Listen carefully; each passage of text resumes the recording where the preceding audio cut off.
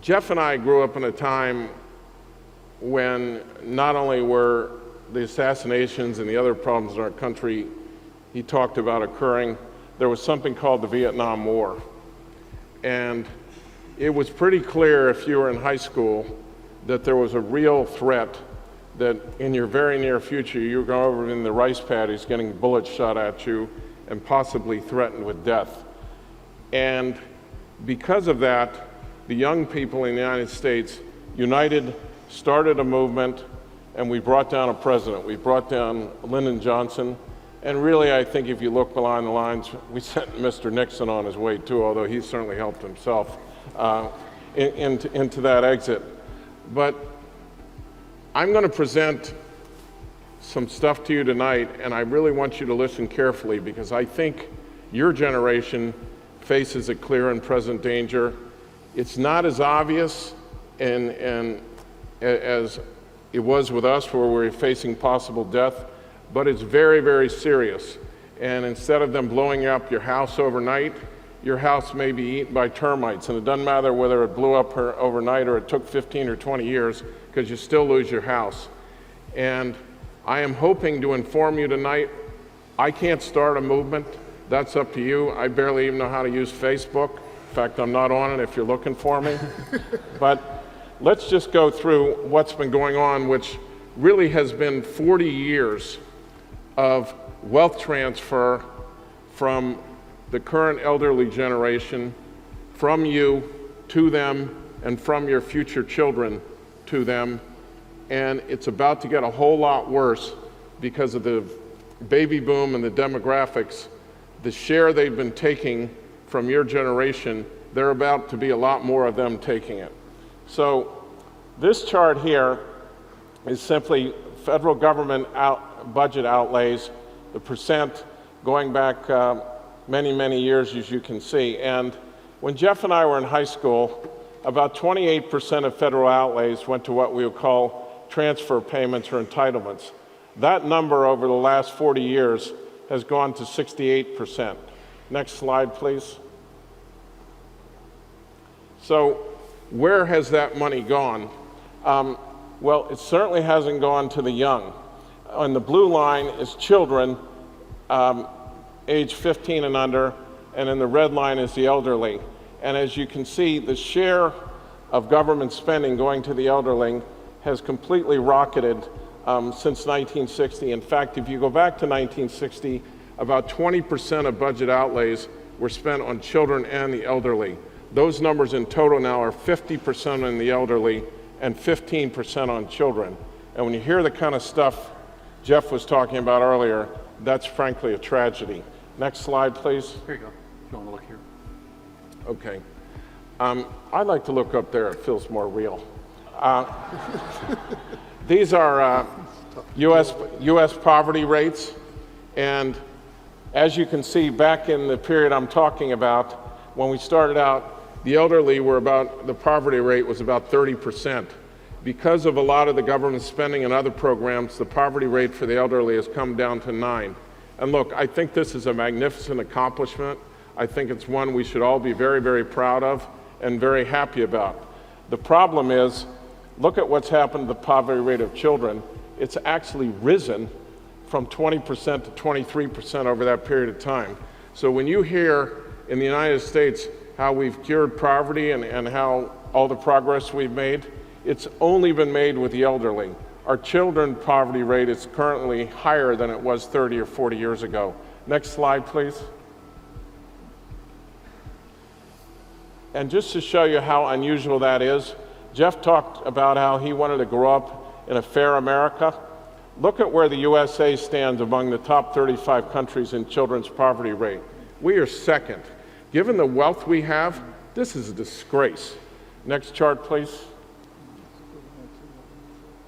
So this is a little complicated, and if I was from USC, I could probably explain it better, but for a guy from Bowdoin, I'll see what I can do. So the y-axis is age, and the x-axis is percentage of spending, which I'll get to in a minute. But let's go back to 1960. And if you look at the chart, if those colored lines went up to 100% of a 45-year-old's average income in society would being spent. Why are we using 45? Because 45 is sort of the nexus of what the American workforce is. So to take their average income, that's a good representative level. So if you go back to 1960, let's go to, say, the 40-year-old. The 40-year-old was spending about 65% of what an average 45-year-old made, and obviously saving the rest of it. However, a 90-year-old was spending about 50% of what the average 45-year-old made in 1960. Okay, fast forward to today. The 40-year-old is still spending about 60% of what a 45-year-old makes. The 90-year-old, by the way, who is unemployed, is spending 140% of what the 45-year-old makes. So back in 1960, a 40-year-old used to spend 40 or 50% more than a 90-year-old. Now a 90-year-old spends almost twice what a 40-year-old spends. This just shows you the huge shift in wealth and obviously the spending benefits that have gone to the elderly. And you can see where a lot of it's going in pink and in yellow. That's public and private health spending. You can't even find in the pink in 1960. Next slide, please. So there's a few consequences. There's a few reasons for this consequence, but this is an astounding chart, and I think particularly every young person in the room should look at this very carefully.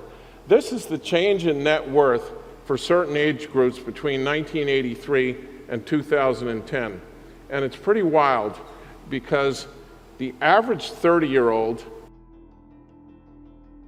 in 1983 was worth more than the average 30-year-old in 2010 is.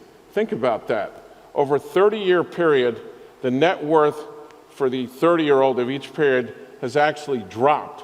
Now, I'm not going to tell you that the 30-year-old today isn't better off. I mean, he's got iPad, he's got internet, there's a number of things, but his net worth has actually dropped, and my guess is that's never happened in the history of this country before. Now, look at the 75-year-old. A 75-year-old in 1983, and take the 75-year-old now, he's worth 150% more than the one in 1983 was. So over the same time period, the net worth of a 30-year-old has dropped, while the net worth of a 75-year-old has more than doubled. So if you're not getting the picture, we've had a massive transfer of wealth and spending toward the elderly the last 40 or 50 years. Next slide, please. Now, basically what I've shown you so far, imagine a pie, and the elderly used to eat this much of it, and now they're eating this much of it, and children and elderly used to eat about the same. Well, the problem is you're about to get a whole lot more eaters eating the pie than there were previously, and the reason is demographics. When World War II ended, a lot of people came back to the United States, and I guess abstinence, you know what that does. There was a whole lot of something going on that was making babies for a while, and if you look at the next 20 years, the birth rate basically averaged about 3.0 children per woman, and peaked in 1957 at 3.7.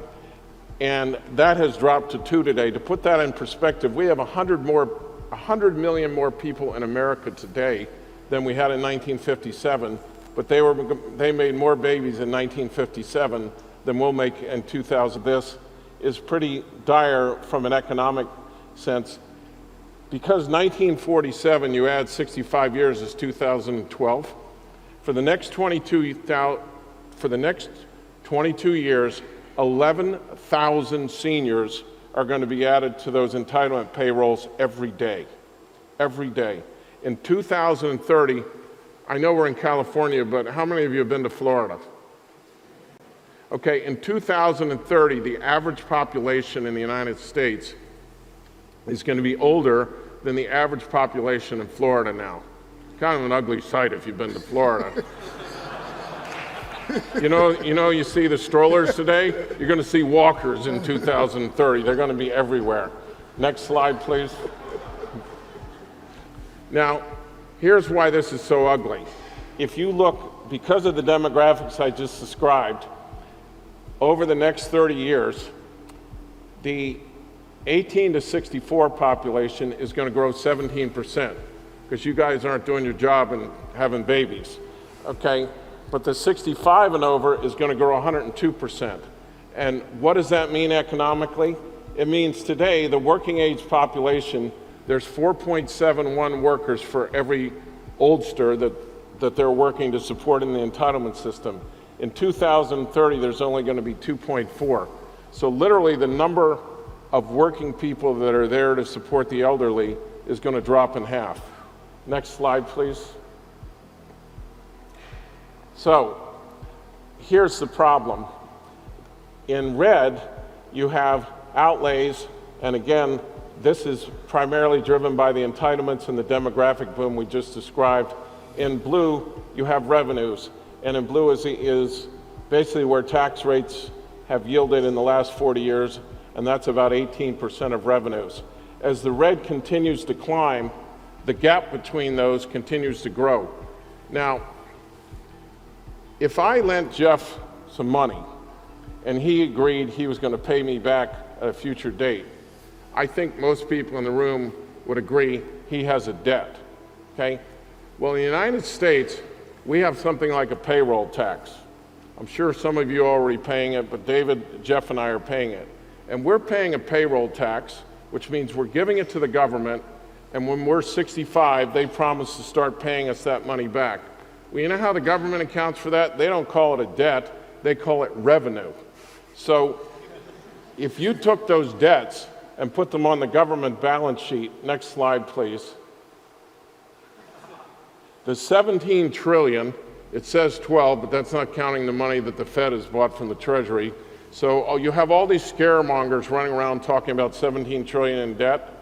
If you did the accounting that they do for any company in America, except for maybe Enron and Fannie and Freddie a few years ago, the debt today is not 17 trillion, it's 205 trillion. All I've done here is take that money that's off balance sheet, those payments that are promised to me, you, and Jeff when we come of age, and put it on the balance sheet, and therein lies the problem. So that fiscal gap is 205 trillion, and guess who's going to pay for that? Next slide, please. The young people. So this money that my generation has been getting, this transfer that's been going on for 30 or 40 years, I cited the number in the beginning, we are actually, because we've had this great lobbying arm called the AARP, we are actually going to be ahead of the game. We're going to get $327,000 more in benefits than we put in, but the unborn, my great-grandchildren, I'm not too worried about them, by the way. Talking about mine. I'm worried about mine. His are going to be okay. They're going to be net payers of $420,000.